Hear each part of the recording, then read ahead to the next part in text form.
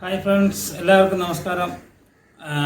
Big boss season 7 Athira Noora പൊരിഞ്ഞടി, ഭയങ്കരമായ അടി. പ്രേക്ഷകർ ആതിരയും നൂറയുടെ പ്രേക്ഷകരല്ലെങ്കിലും അല്ലാത്ത പ്രേക്ഷകർ ഒരുപാട് പേര് ആഗ്രഹിച്ചത് ഈ ആതിര നൂറ അതിനകത്തേക്ക് ലെസ്ബിയൻ കപ്പിൾസ് പോയപ്പോൾ അവരെ എങ്ങനെയെങ്കിലും അടിച്ച് പിരിയണമേ എന്ന് പ്രാർത്ഥിച്ച ഒരുപാട് ആളുകളുണ്ട്. അവർക്കൊക്കെ സന്തോഷിക്കാനുള്ള വകയാണ് ഇപ്പോൾ പുറത്തേക്ക് വരുന്നത്. കാരണം ആതിലയുടെ പെരുമാറ്റം കാണുമ്പോൾ ആതിര ഭർത്താവും നൂറ ഭാര്യയുമാണ് എന്നുള്ളൊരു ഭാവത്തിലാണ് ആതിരയുടെ സംസാരം അതിൽ കാണുന്നത്. എങ്ങനെയാണെന്ന് അറിയില്ല, പ്രൊമോയിൽ കാണുമ്പോൾ അങ്ങനെ അതുപോലെ വരുന്നുണ്ട്. അവസാനം എന്താവുമെന്ന് നമുക്ക് എപ്പിസോഡ് കണ്ടാലേ അറിയുള്ളൂ.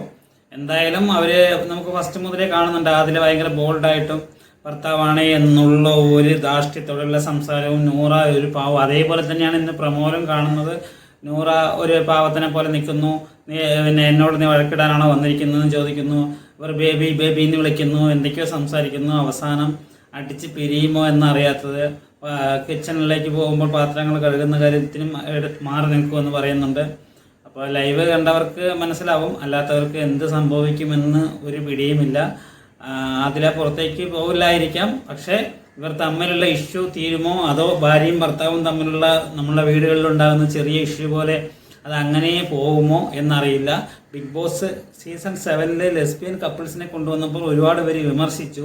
പക്ഷേ ഇവർ അതിനകത്ത് നിന്ന് പിരിയുകയോ വേറെന്തെങ്കിലും സംഭവിച്ചാൽ ബിഗ് ബോസിന് ചാനൽ റേറ്റിംഗ് എന്തെങ്കിലും കുറയില്ല, കൂടുതലേ ആവുള്ളൂ. ഒരുപാട് പേര് പറയും, ബിഗ് ബോസ് വന്നതുകൊണ്ട് എൻ്റെ മക്കൾ നേരെയായി, എൻ്റെ മക്കൾ തിരിച്ച് ജീവിതത്തിലേക്ക് കടന്നു വന്നു എന്ന് പറഞ്ഞിട്ട് നിൽക്കുന്നവർ ഒരുപാട് പേരുണ്ടാവും.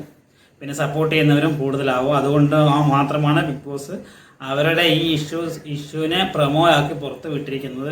റേറ്റിംഗ് കിട്ടാൻ, റീച്ച് കിട്ടാൻ വേണ്ടി മാത്രം.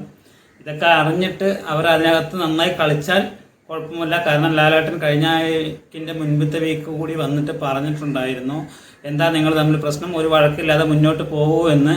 അതൊരു വാണിംഗ് ആയിരുന്നു. കാരണം എല്ലാവരും ഇവരടിച്ച് പിരിയാൻ കാത്തിരിക്കുന്നവരാണ്. ഇവർ ഒന്നിക്കാൻ കാത്തിരിക്കുന്നതിൻ്റെ ട്രിപ്പിൾ മടങ്ങാണ് ഇവർ അടിച്ച് പിരിയട്ടെ എന്ന് പറഞ്ഞ് കാത്തിരിക്കുന്നത്.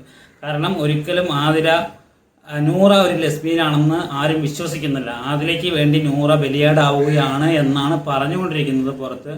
അതൊക്കെ മനസ്സിലാക്കിയിട്ട് ഇവർ കളിച്ചാൽ ഇവർക്ക് നല്ലത്, ഇല്ലെങ്കിൽ കട്ടയും പടവും മടങ്ങി. അത്രയേ ഉള്ളൂ എനിക്ക് പറയാനുള്ളത്. അതുകൊണ്ട് ഇവർക്ക് സപ്പോർട്ട് ചെയ്യുന്നവർ സപ്പോർട്ട് ചെയ്യുക.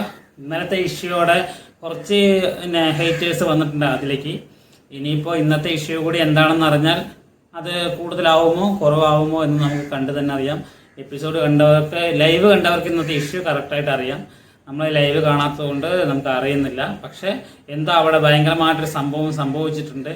2 പൂമ്പാറ്റകൾ പൊരിഞ്ഞ അടിയാണ്. പൂമ്പാറ്റ എന്ന് പറഞ്ഞാൽ പൂമ്പാറ്റ അടിച്ച് പിരിയുമോ എന്നറിയില്ല. Okay, by. നമുക്കിന്ന് എപ്പിസോഡ് കണ്ടിട്ട് ബാക്കി നമുക്ക് തീരുമാനിക്കാം.